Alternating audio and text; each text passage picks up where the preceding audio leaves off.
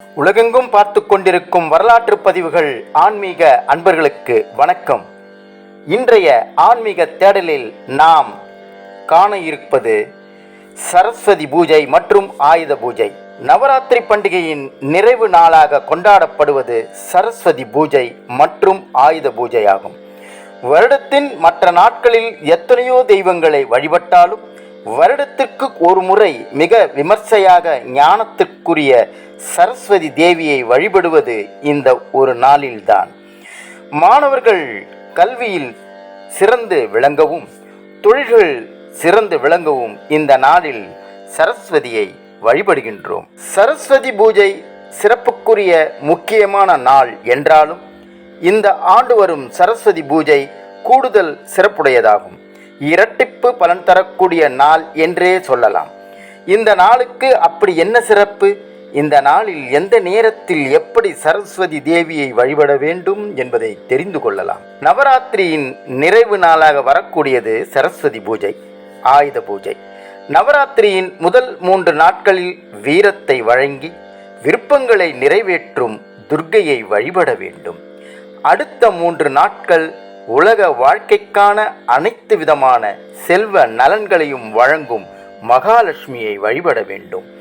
நிறைவாக வரும் 3 நாட்களில் ஞானத்தை வழங்கும் சரஸ்வதியை வழிபட வேண்டும் என நம்முடைய முன்னோர்கள் வகுத்து வைத்துள்ளனர். சரஸ்வதி பூஜையுடன் ஆயுத பூஜையும் சேர்ந்து கொண்டாடுவது என்பது மிக சிறப்பான ஒரு விஷயம். கல்வி கலைகளுக்கு உரிய தெய்வமாக கருதப்படும் சரஸ்வதிக்குரிய வழிபாட்டினை நவராத்திரியின் நிறைவு நாளில் தான் மேற்கொள்கின்றோம். சிலர் படிக்கும் குழந்தைகள் மட்டும்தான் சரஸ்வதியை வழிபட வேண்டும் என நினைக்கிறார். ஆனால் எவ்வளவுதான் செல்வம், வீரம், அதிர்ஷ்டம் என அனைத்தும் இருந்தாலும் ஒருவனுக்கு ஞானம் இருந்தால் மட்டும்தான் அவன் வாழ்க்கையில் வெற்றியை பெற முடியும். கிடைத்த வெற்றியையும் தக்க வைத்துக் கொள்ள முடியும். ஞானம் இருந்தால் மட்டும்தான் எந்த ஒரு விஷயத்திலும் சரியான முடிவை எடுக்க முடியும். அந்த முடிவுகள் தான் வெற்றியை தரும்.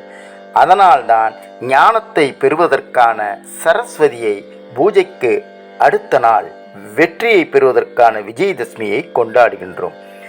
சரஸ்வதி பூஜை மற்றும் ஆயுத பூஜை என்பது நம்முடைய வாழ்க்கைக்கு ஆதாரமாக இருக்கக்கூடிய, நம்முடைய வாழ்க்கை எதை அடிப்படையாக வைத்து நடந்து கொண்டிருக்கின்றதோ அந்த பொருட்களை வைத்து வழிபடுவதற்கான நாளாகும். வீட்டில் படிக்கும் குழந்தைகள் இருந்தால் அவர்களின் புத்தகம், பேனா போன்றவற்றை வைத்து வழிபடலாம்.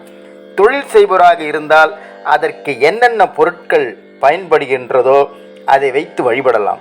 நாம் கற்கும் கல்வி, கலைகள், செய்யும் தொழில்கள் வளர்ச்சி அடைய வேண்டும்.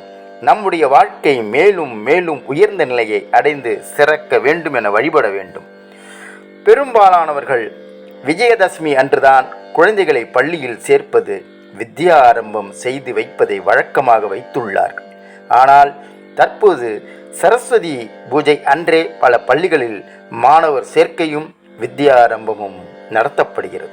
ஆம் ஆன்மீக அன்பர்களே, சரஸ்வதி பூஜையை சிறப்பாக கொண்டாடுவோம். சரஸ்வதி பூஜையோடு சேர்ந்து வரும் ஆயுத பூஜையும் சிறப்பாக வழிபடுவோம். மீண்டும் மற்றுமொரு ஆன்மீக தேடலில் சந்திக்கின்றேன். வணக்கத்துடன் அருள்மொழி சண்முகம்.